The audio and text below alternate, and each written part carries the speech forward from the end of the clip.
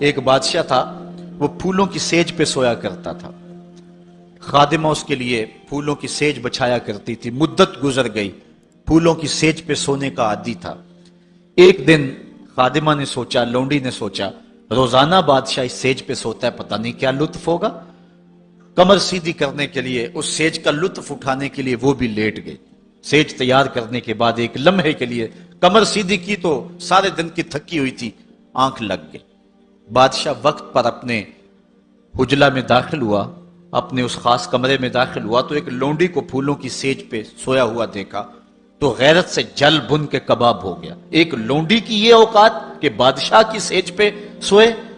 اس نے جلاد کو بلایا، کہا اس کو الٹا لٹکاؤ اور اتنا مارو کہ اس کی جان نکل جائے، تاکہ باقی خدام کو پتا چل جائے کہ بادشاہوں کی سیجیں، ان کے بستر، ان کے گھر کتنے مقدس ہوا کرتے ہیں۔ لونڈی کو الٹا لٹکا دیا گیا اور جلاد ضرب پہ ضرب لگا رہا ہے، کوڑے پہ کوڑا مار رہا ہے۔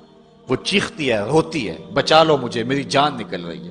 روتے روتے کیا خیال آیا کہ اس نے ہنسنا شروع کر دیا۔ بادشاہ نے جلاد کو کہا رک جا، اس لونڈی سے پوچھ روئی کیوں ہے، اسے یہ بھی پوچھ ہنستی کیوں ہے۔ جلاد نے کہا لونڈی بتا روتی کیوں ہے۔ اس نے کہا تجھے نہیں پتا جب کوڑا لگتا ہے تو جان نکلنے کو آتی ہے، نزا کا عالم طاری ہو جاتا ہے۔ کہا یہ تو سمجھ ہے، لیکن ہنستی کیوں ہے؟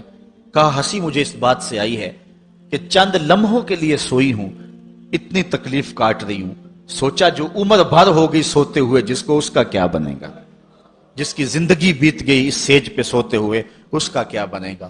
صاحبو، یہ دنیا پھولوں کی سیج نہ بنائیں، اس دنیا کو اللہ کی عبادت کے لیے گزاریں، ذکر فکر میں گزاریں، سحری کے وقت اٹھ کے مصلی پہ کھڑا ہو کے رونا سیکھیں، اللہ کے حضور آئیں، سارے کام چھوڑ دیں، رزق کی تلاش میں رازق کو بھول نہ جائیں۔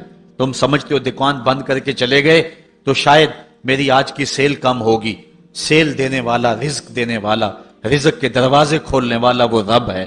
جاؤ اس کے حضور جاؤ اور جا کے اس سے مانگو، مالک، رزق کا مالک بھی تو ہے، تیرے ہاتھ میں سارے خزانے ہیں، میری مدد فرما۔ دیکھنا کہ رحمتوں کے کس طرح دروازے کھلتے ہیں اور جو تمہیں ملتا ہے اس میں برکت کتنی ہوتی ہے۔ آج ہر بندہ یہ کہہ رہا ہے کہ میرے کاروبار میں برکت نہیں ہے، لاکھوں کماتا ہوں، پتہ نہیں چلتا جاتے کدھر ہیں۔ مسئلہ اصل ہے یہی کہ رزق میں بے برکتی آ گئی ہوئی ہے، اس لیے کہ ہماری پیشانی میں سجدے نہیں رہے۔